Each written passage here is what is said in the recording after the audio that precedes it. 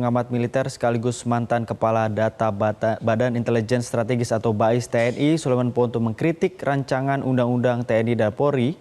Sulaiman menyebut besarnya kewenangan Polri namun minim pengawasan jadi ancaman jika RUU Polri akhirnya disahkan. Hal tersebut diungkap Sulaiman dalam sebuah diskusi publik yang membahas RUU TNI Polri 2024 di Jakarta. Sulaiman mengatakan kewenangan dalam penegakan hukum harus berada dalam Kitab Undang-Undang Hukum Acara Pidana dan berbasis pada perlindungan HAM. Namun dalam praktiknya pengawasan terhadap aparat kepolisian dan pertanggungjawaban sangat minim sebab beragam kasus kekerasan yang dilakukan oleh aparat mayoritas berujung pada urusan etik meski kekerasan masuk dalam hukum pidana.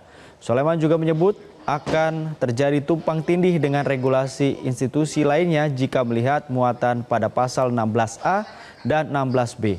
Pasal ini berisi melegalkan operasi intelijen secara hukum yang akan dilakukan institusi Polri, di mana selama ini secara hukum operasi intelijen itu dilarang.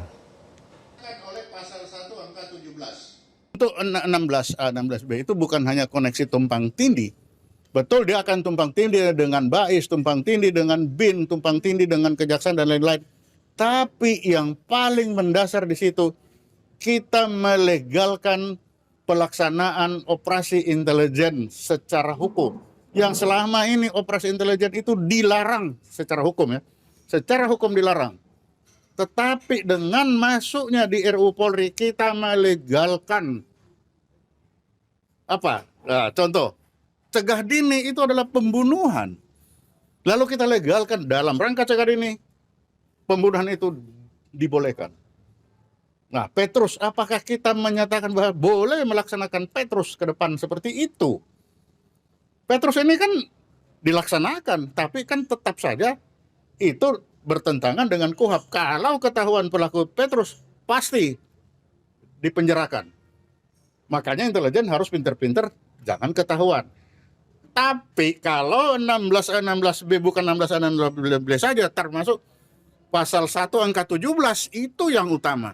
Kalau itu dilegalkan maka permintaan tiba-tiba mana untuk jurnal patroli saya minta aliran dana. Boleh, boleh. Kalau enggak kamu tak seret ke sana. Boleh, boleh. Karena itu sangat bebas.